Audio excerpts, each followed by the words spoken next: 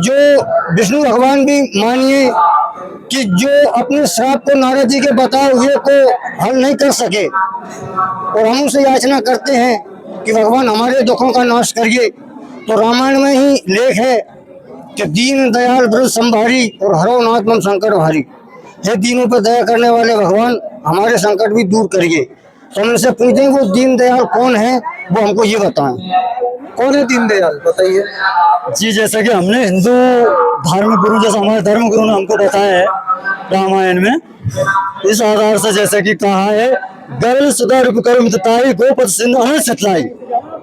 उस ब्रह्म की शक्ति, उस परम शक्ति की कृपा से गो के कुर्म सागर डूब जाता है, और उस ब्रह्म शक्ति है, परम शक्ति, उसकी कृपा से अग्नि शीतल हो जाती है और शत्रु मित्र हो जाता है।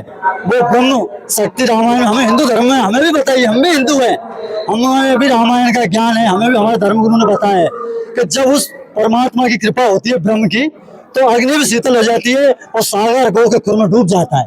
वो है शक्ति जो कि 33 करोड़ देवता भी साक्षी गवाह है, वेद पुराण भी गवाह है।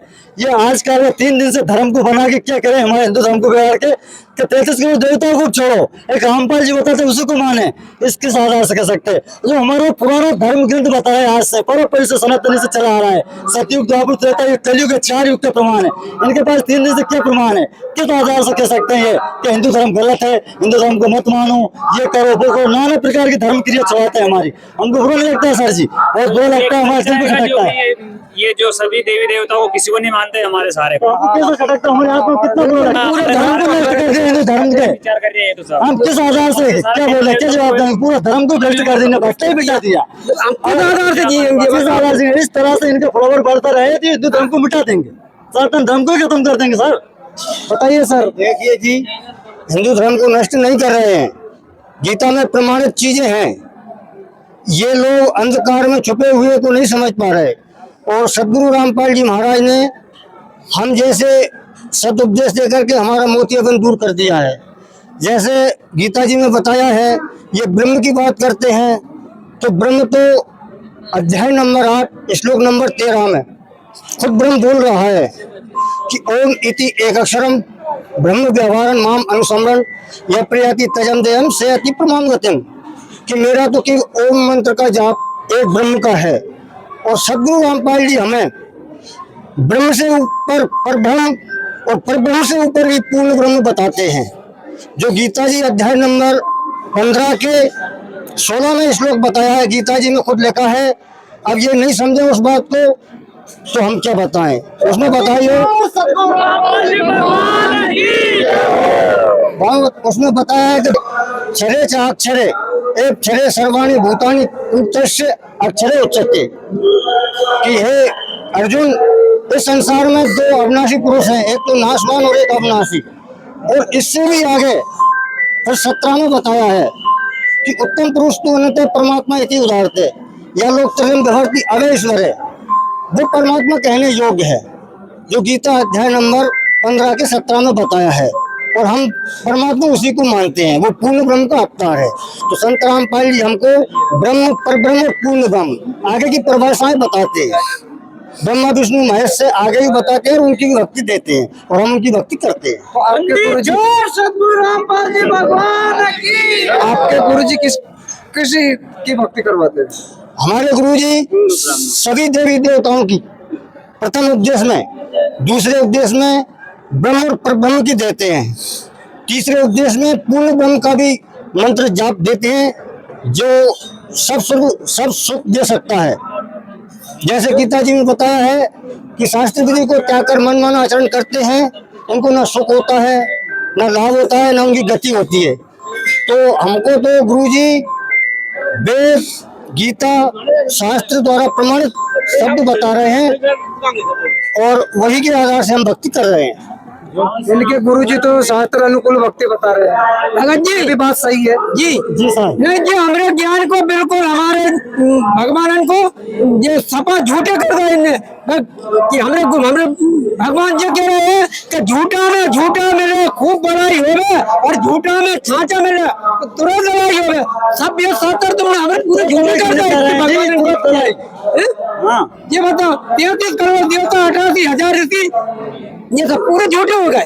हमारे संतराम पाल जी भगवान हो गए। इस तरह से खंडित कर दिए थे। इसलिए जो परंपरा ये हमारे बताओ। धर्म गुरु बताते हैं कि ओम नाम सबसे बड़ा, उससे बड़ा ना कोई। ओम नाम को समझ कर शुद्ध आत्मा हो। 6 शास्त्र पुराण में ओम नाम का वर्णन है। ये कहते हैं ब्रह्म पर ब्रह्म पूर्ण ब्रह्म। किस आधार से? 3 दिन से ये ज्ञान परंपरा से चला रहा है आदिकाल से। और ये कहते हैं आज से है। बोल रहे हैं हमारे जो भाई साहब जो खड़े हैं ये जो भी बात करते प्रमाण के साथ बात करते हैं कि कौन सा अध्याय, कौन सा श्लोक, कौन सा पेज है, कौन सा पुराण है, कौन सा गीत क्या है। आप तो सुनी बात कर रहे हैं।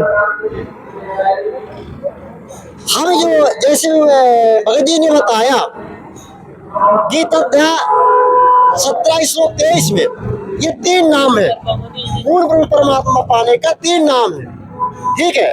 और 16वें अध्याय के श्लोक 23 में कहा कि शास्त्र विधि को त्याग करके मनमाना पूजा आचरण करते हैं, ना तो सिद्धि को प्राप्त होते ना मुक्ति को प्राप्त होते, यानी यूजलेस। तो हमारे जो सदग्रंथ कहते हैं उसके आधार पर हमको चलना है। किसी की सुनाई हुई बात पर, किसी के कही हुई बात पर नहीं चलना है। जो हमारे सदग्रंथ कर रहे हैं, हम हिंदू हैं, हिंदू धर्म के सभी ग्रंथों का सम्मान और सभी का करते हैं। हमारे सदग्रंथ कह रहे हैं उसके अकॉर्डिंग हम लोग चल रहे हैं। हमारे जगत के भाई जो जैसे बोलते हैं कि भी आपने कहा कि राधा तो श्रीमद् भागवत गीता में 18वें अध्याय है। 18वें अध्याय में कहीं कि राधा का नाम है, सीताराम का नाम है, कहीं ओम नमः शिवाय का है, कहीं ओम भगवते वासुदेव नाम का है, कहीं सिर्फ उस जो श्रीमद् भागवत गीता सभी ग्रंथों का जो सार है, निचोड़ है, तत्व है, उसमें एक ही मंत्र है। गीता अध्याय 8 के श्लोक 13 में कहा है कि मुझ ब्रह्म का ओम मंत्र है। लेकिन वो मंत्र जो है वो भी पूर्ण मोक्षदायक नहीं है। वो ब्रह्म स्वयं कह रहा है, गीता अध्याय 8 के श्लोक 16 में कह रहा है कि मुझ ब्रह्म तक पर्यंत गया हुआ प्राणी फिर पुनरावृत्ति में आता है, यानी वो जन्म मरण के चक्कर में रहता है। उस तत्वदर्शी संत की शरण में जाओ, जहाँ जाने के बाद सनातन परम धाम को प्राप्त हो जाएगा। सनातन परम धाम सतलोक, जो वो स्थान कभी भी नाशवान नहीं है, जहाँ जाने के बाद ये जीवात्मा हमेशा हमेशा के लिए वही रहती है, वो जन्म मरण के चक्कर में नहीं आती है। बताइए, वो आपके कृष्ण जी भी बोल रहे हैं खुद अर्जुन को कि हे अर्जुन वो तत्वदर्शी संत की शरण में जा जिससे मोक्ष होगा। जी, तत्वदर्शी संत क्या होता है, इसकी क्या पहचान है और किस आधार से कह सकते हैं यही पूर्ण तत्वदर्शी संत है रामपाल जी महाराज? इनके पास क्या प्रूफ है, किस आधार से ये तत्वदर्शी संत बता रहे हैं? कहते हैं कि ये बता देगा कि कौन से शास्त्र में प्रमाणित देगा तो हम उसको मानते हैं। आज तक हमारे मानते हैं, बिल्कुल। तत्वदर्शी संत तो हम बिल्कुल मानने को तैयार हैं। त्याग करके नहीं, कहाँ से चलिए? जो हमको पहले से याद है वही तो बता सकते हैं हम। अगर जो ये प्रमाणित करके बताएंगे तो हम उसको मान सकते हैं और हम देख सकते हैं। इस चीज को आप एक्सेप्ट करेंगे? हाँ सर, हम आप बता देंगे उसको तो हम भी तो उस शास्त्र को हमारे पास हमारे घर जाके देखेंगे, जब देखेंगे फिर मानेंगे हम। क्या इसमें लिखा हुआ है कि नहीं लिखा हुआ है, क्या है, ये क्या बोल रहे हैं? आप सबसे पहले बाबा ज्ञान गंगा पुस्तक लाइए। देखिए जी, मैं आपको प्रमाण करके दिखाऊंगा। वो अध्याय ये श्लोक पेज आप अपने नोट कर लीजिए, अपने घर में मिला लीजिए। और ज्यादा हो तो सामने संत रामपाल जी महाराज जी की कृपा से आध्यात्मिक प्रदर्शनी लगी हुई है, जो सभी धर्म के सभी ग्रंथ वहाँ उपलब्ध है। आपको प्रमाण के साथ में आपको दिखलाऊंगा। अब वो संत रामपाल जी महाराज जी ने नहीं लिखा है। जी, हम भी यही कहना चाहिए, जो भी हो प्रमाण से होना चाहिए। हम भी तो जाना है हिंदू धर्म, ये हमारे हिंदू भाई, हम भटक रहे, ये भटक रहा, उसका प्रमाण दूध का दूध पानी का पानी हो सामने, हमको भी तो पता पड़े। भक्तों का सर ये बताइए, जब महाभारत युद्ध के पहले श्री कृष्ण जी ने समझौता किया था कि युद्ध न हो, इस युद्ध में कितने लोग, कितनी बहनें विधवा हो जाएंगे, कितने भाई मारे जाएंगे, कितने बच्चे अनाथ हो जाएंगे, दोनों यानी पांडव और कौरव दोनों को समझौता किए थे। उस समय श्री कृष्ण जी समझौता किए थे कि युद्ध ना हो। लेकिन 11वें अध्याय के श्लोक 32 में श्री कृष्ण जी के शरीर में प्रवेश करके काल कह रहा है कि मैं बढ़ा हुआ काल हूँ, सबको खाने के लिए प्रवृत्त हुआ हूँ। जी वहाँ तो पहले खड़े थे, वो क्यों कहेंगे कि मैं काल हूँ? वो तो भगवान श्री कृष्ण जी गौए इंसान जानवर सब प्यार करते थे। काल है, क्या भगवान काल हो सकते हैं? ये बतलाइए आप। सर ये आप हमारे भगवान को काल नहीं कह सकते, आप हमारा अपमान कर रहे हो। बार बार हम आपसे कह रहे हैं हमारा भगवान काल नहीं है, आप बार बार कह रहे हो। हम बोल रहे हैं आपसे, हम भी हिंदू हैं, हम भी आपके भाई हैं, आप भी हमारे भाई, हमको प्रमाण चाहिए। जैसे कि आप बोल रहे हो पूर्ण मोक्ष के लिए बताया है, जो कभी लौट के वापस नहीं आता है जी। उसमें 17वें अध्याय का 23वां श्लोक नंबर में लिखा है कि ओम से आगे तत् है और तत् से आगे सत है और सत ही पूर्ण है। तो स्मृता मतलब उसमें संस्कृत में लिखा है स्मृता निर्देश, निर्देश माने सुमरन करने का 3 मंत्रों का जाप है जिससे हमारा पूर्ण मोक्ष होगा। ओम तत् सत निर्देश माने आदेश है। आदेश कौन दे रहा है? ब्रह्म काल, काल महाकाल जो 11वें अध्याय का 32वां श्लोक नंबर में लिखा है कि मैं बड़ा हुआ काल हूँ और इस वक्त जो है सबको खाने के लिए प्रवृत्त हुआ हूँ, अभी आया हूँ। मतलब कृष्ण तो पहले ही आ चुके थे, लेकिन जो है उसके अंदर प्रवेश कर करके शरीर के अंदर, कृष्ण के अंदर प्रवेश करके उन्होंने जो है विराट रूप दिखाया। बोले मैं तो जो है सबको खाने के लिए प्रवृत्त हूँ, मैं किसी को नहीं छोड़ता, ब्रह्मा विष्णु महेश तक नहीं छोड़ता हूँ मैं, और मैं तो मेरा तो यही काम। तो वो ब्रह्म कह रहा है अब इनसे हमारा पूर्ण छुटकारा नहीं हो सकता जी, हमको खा ही जाएगा तो फिर हमारा फिर क्या बचेगा फिर। अब उसके आगे तत् बताया है, तत् से आगे सत है। सत पूर्ण है, जो पूर्ण केवल सदगुरु रामपाल जी महाराज के सिवा पूरे पृथ्वी पे कोई नहीं बता रहा है। बताइए सर। ब्रह्मा विष्णु तो आजन्म आगे जिनके कोई माता पिता नहीं है, और हम भी सातर बता रहे हैं और हम तुम झूठे बता रहे हैं। धार्मिक गुरु बता रहे हैं, धर्म गुरुओं ने बताया है। धर्म में हमको प्रमाण करिए, और भाई भगवान है अभी वर्तमान। सर ये है कि वेद पढ़े पर भेद न जाने, बाचे पुराण 18 और पत्थर की पूजा करे भूल गए सृजनहारा। और वेद हमारा वेद में वेदन के नाही, जिस वेद से मैं मिलूं वो वेद को जानत नहीं। इनके तो आँख रही, सब कुछ रहा, लेकिन इनको मोतिया बिंद रहा। उसमें लिखा है लेकिन उसको समझ नहीं पाए, पढ़े लेकिन समझे नहीं। देखो ये ब्रह्मा विष्णु महेश का है जी। आपका कहने का मतलब है कि हमारा भगवान सत्ता है, कुछ न देख सकते न पढ़ सकते हैं। आप भाई साहब हमारे हिंदू धर्म का अपमान नहीं कर सकते, हमको भी हमारे धर्मगुरु ने ऐसा ज्ञान दिया है। मैं ये धर्म गुरु जो है इनकी बात कर रहा हूँ, ये पढ़े लिखे समझे नहीं जी। उसमें देवी महापुराण में 123 नंबर, देवी महापुराण में 123 नंबर और 123 स्कंद, उसमें तीसरा स्कंद, उसमें बताया कि जब विष्णु भगवान स्तुति करते हुए कहते हैं, माता की स्तुति करते हुए बोले इनको तो मेरे को जी पालने में झुला रही थी, जब मैंने इनको देखा था कि जो हमारी माता है तो उन्होंने स्तुति करी है, हे देवी तुम शुद्ध स्वरूपा हो, यह जगत तुम्ही से उद्भासित हो रहा है, मैं विष्णु ब्रह्मा और शंकर तुम्हारी कृपा से विद्वान है। हमारा तो आविर्भाव जन्म और त्रिवाह और मृत्यु हुआ करता है, केवल तुम ही नित्य हो, अविनाशी हो। अब इन्होंने विष्णु भगवान ने बोला। इसके बाद में शंकर जी बोले, हे देवी अगर आपसे ब्रह्मा जी की उत्पत्ति हुई और विष्णु भी आपसे उत्पन्न हुए तो क्या मैं तमोगुणी लीला करने वाला तुम्हारा पुत्र नहीं हुआ? अर्थात तुम हमारी माता हो और हमारा तो जन्म और मरण हुआ करता है, आप ही नित्य अविनाशी हो। ये उन्होंने बोला। इनका कहना है कि आपके जितने भी देवी देवता है, मतलब इनका जैसे ब्रह्मा हो गया, विष्णु हो गया, महेश हो गया, इनका तो जन्म हुआ है, इनके तो माता पिता है।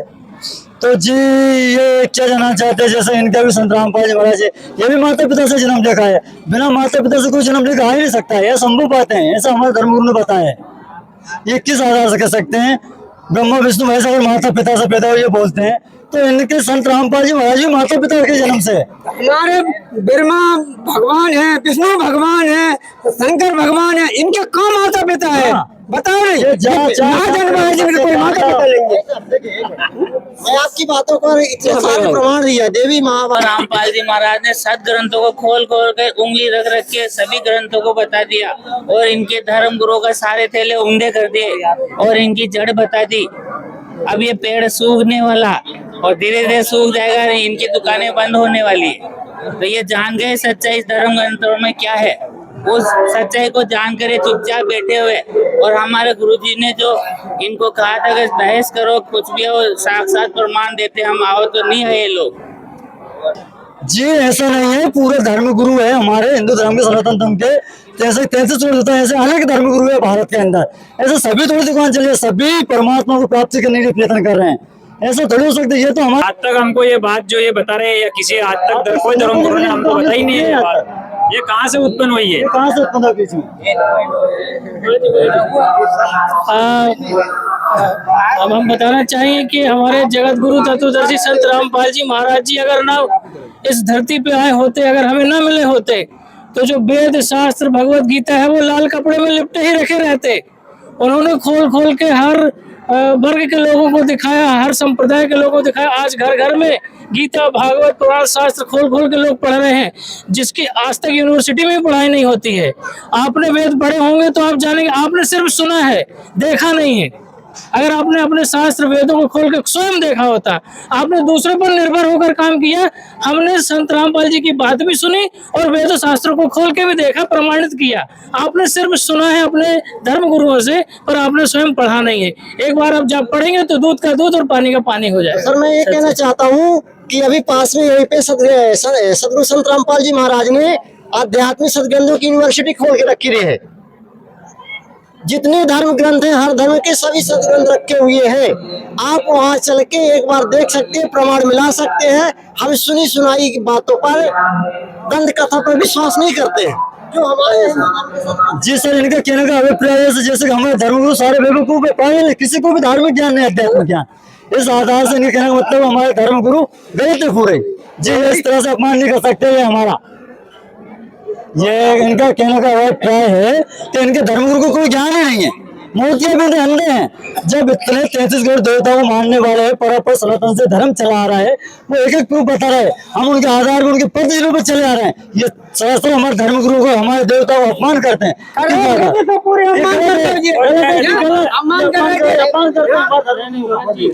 ये संत जी अपना तो खुद जाने थे कि ब्रह्मा जी की पूजा नहीं होती यहाँ। ये मृत लोक में ब्रह्मा जी की पूजा नहीं होती। क्यों नहीं होती? न कहीं मंदिर देखने को मिलता है, न कहीं पूजा होती। उसमें कुछ वजह है, इसलिए नहीं होती। तो जब वजह है, माता जी खुद उनको श्राप दे के रखी है कि तुम्हारी जगत में पूजा कभी न होगी, न कभी हुई है, न हो रही है, न कभी होगी। ये क्वेश्चन भी बहुत अच्छा सवाल खड़ा होकर के आ रहा है। क्या आपने कभी ब्रह्मा जी की पूजा की है? वो तो ब्राह्मण वर्ग से है। आपने कभी ब्रह्मा जी की पूजा की है और कहीं भी होते हुए देखा है आपने? जी पूजा तो हमने नहीं की है, फिर भी हमने सुना है, हमारे धर्म गुरु बताते हैं पुष्कर में ब्रह्मा जी की पूजा होती है। जैसे यज्ञ होते हैं धार्मिक हिंदू धर्म में, उसमें भी ब्रह्मा जी को पूजा जाता है। वैसे हमने पूजा नहीं की है, पुष्कर में पूजा जाता है। ब्रह्मा जी का मंदिर पुष्कर में हमारे धर्म गुरु बताते हैं, और बहुत बड़ा मंदिर है वो बहुत से लोग जाते हैं। सर ये तो मंदिर वाली बात बता रहे। तो जानते हैं, अगर आप कह रहे हैं भगवान है, तो भगवान सत्य मेदु में भी उसको कहा जा रहा है कि भगवान को कोई बेचते हैं क्या? बेचते हैं, कोई पैसे से खरीदता है उसको? भगवान को किस पर किस भगवान को पैसे से खरीदते हैं? उसको नदी नाली में डाल दिया है उसको। जिधर आप कह रहे हैं कैसे भगवान है, जैसे कि रामायण में हिंदू धर्म में बताया गया है। आप कहते हैं भगवान को बेचते हैं, फेंकते हैं, लेते हैं, मोल लेते हैं। रामायण में बताया है, सुनर मुनि सबकी रीति और स्वार्थ लाभ सब करे प्रीति। बिना स्वार्थ से इस संसार में कोई प्रीति नहीं है जी। सुनिए सर, बिना स्वार्थ से कोई प्रीति हुई ना हुई और ना होना है। ये रामायण में लिखा है गोस्वामी तुलसीदास जी महाराज ने। बिना स्वार्थ कोई प्रीति नहीं होती। आप इसे धंधा से तोलो या बेनिफिट से किस तरह से तोलो, बिना स्वार्थ कोई प्रीति नहीं है। इसलिए धर्म है, हमारी आस्था है। हम पैसे से ले, फ्री में ले, कुछ भी करें, ये हमारे धर्म गुरु जो बता दिया हम उसको सत्य मानते हैं। ये जो भक्ति की है, आप जो बता रहे हैं ये मनमाना आचरण है। अगर हम प्रमाणित करेंगे, प्रमाणित शास्त्रों से प्रमाणित भक्ति करेंगे, तो उसका हमें फल भी मिलेगा और मोक्ष भी मिलेगा। लेकिन मनमाने आचरण से ना ही हमें फल मिलेगा और ना ही सुख मिलेगा। हम जो एक मार्गदर्शक होता है हर एक चीज का, टीचर होता है, शिक्षक होता है, जो हमें एक सिस्टमेटिक पढ़ाई कराता है, अच्छा ज्ञान देता है। उसके अगर मान लीजिए एक टीचर हमें पढ़ा 2 × 2 = 4 होता है, और अगर हमने 5 पढ़ा हुआ है, तो ये किसकी गलती है? जो सच्चा टीचर होगा, सही ज्ञानी होगा, वो आपको सही ज्ञान देगा और ज्ञान के आधार पर आपको मोक्ष तक ले जाएगा। बताइए। जी सर, जैसे कि इनका कहने का अभिप्राय है कि वर्तमान में सच्चा टीचर एक संत रामपाल जी महाराज है। इसका आधार पर हमारे हिंदू धर्म में कोई ऐसा टीचर नहीं हुआ, किसी की भी बुद्धि ने काम नहीं किया कि सत्य को देख के सत्य ज्ञान।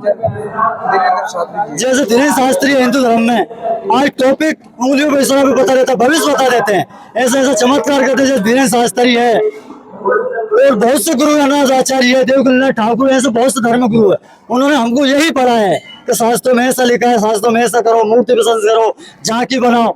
और ये तो एक ही बात को लेकर बैठ जाते हैं कि हिंदू धर्म में ये है, तो अक्षर ज्ञान बताते हैं। और हमारे धर्मगुरु ने भी हमें अक्षर ज्ञान बताया, किसी तरह से हमें ठोक ठोक हमें भी ज्ञान भरा होगा।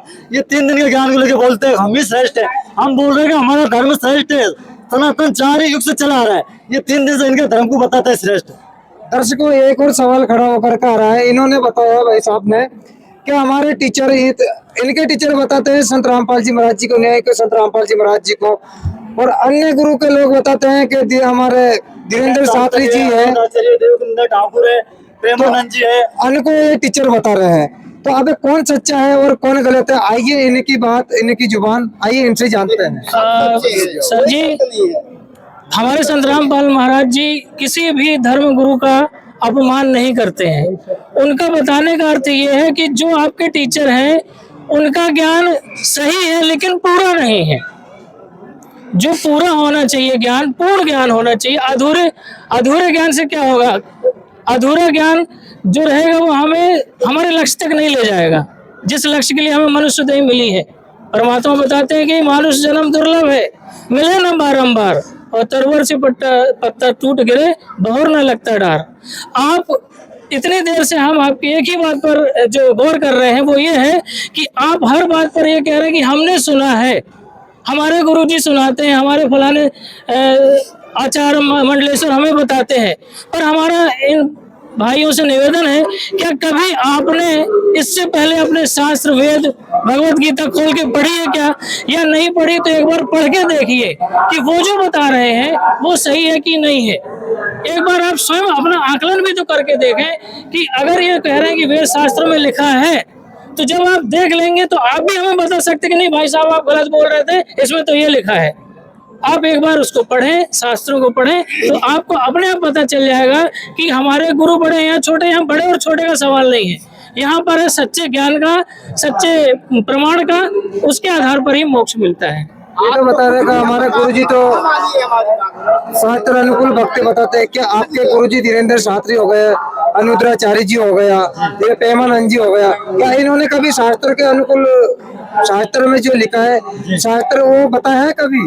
जी वो तो शास्त्र से वो अपना अनुभव भी बताते हैं, अपना स्वयं का ज्ञान भी बताते हैं, कभी शास्त्र से बताते हैं, वो अनुभव भी है, सिद्धि युक्त है। आज के वर्तमान समय में धीरेन्द्र शास्त्री एक ऐसा पंडित है भारत के अंदर जो कि आत्मशक्ति से जो आपका भविष्य बता सकता है। उन्होंने जो बताया उस पर हम दृढ़ है, हमने खुद तो देखा नहीं, देखो जो भी बता दिया हमारे धर्म ने वो ही सत्य है, हम और उसी को सत्य मानते हैं। सच वो होता है जो हम अपनी आंखों से देखते हैं। और भगत जी देखिए ये ज्ञान अगर आपके गुरुजी कहेंगे कि सूरज जो है पश्चिम से निकलता है तो क्या आप मान लेंगे? मैंने आंखों देखी मानते हैं वैसे तो बिल्कुल। आंखों से देखिए ना ग्रंथों को, आप शास्त्रों को देखिए। जब आप देखेंगे तो आप हमें भी बता सकते हैं कि हम कहाँ गलत हैं। हम ये नहीं करेंगे हम सब सही है, पर आप जो कहा जा रहा है उस पर एक बार विचार कीजिए कि वाकई में अगर ये कह रहे हैं कि हमारे जो गुरुजी बताए हैं, आपके आचार्य महाराज जो बताए हैं, वो शास्त्रों में लिखा है कि नहीं लिखा है, तो आप और दृढ़ हो जाएंगे। अगर आप बोलेंगे हमने सुना है, तो सुना तो बहुत कुछ है लोगों ने, पर सुनने से नहीं, अपनी आंखों से देखने से, आत्मज्ञान लेने से, आत्म प्रचिति लेने से ही मुक्ति मिलती है। जी आप हमारे धर्मगुरु को टिप्पणी कर रहे हो, आप किस आधार से कह सकते हो हमारे धर्मगुरु ऐसे? आप टिप्पणी ना करोगे, हमारे धर्मगुरु पर टिप्पणी करने का आपको कोई अधिकार नहीं। पहली बात तो आप सर टिप्पणी नहीं कर रहे हैं भगत जी, आप उस चीज को गलत तरीके से ले रहे हैं, आप अन्यथा ले रहे हैं। ये टिप्पणी नहीं है, ये मानव कल्याण की बात है, ये मानव जन कल्याण के लिए बात की जा रही है यहाँ पर, उसकी बात है, केवल एक अकेले की नहीं, ये सर्व विश्व के कल्याण का कार्य है। अगर आप किसी भटके हुए के सही रास्ते पर लाते हैं अगर जिसने मुंबई नहीं देखी, अगर हम उससे कहें कि आप मुंबई बताइए कहाँ है, तो वो कैसे बताएगा? उसने नहीं देखी है तो वो 10 लोग ये भी कहेगा अरे होती है कि नहीं होती। लेकिन जिसने मुंबई देखी है और वो आपको ले जाके दिखा दे, तब तो आप मानोगे कि मुंबई है।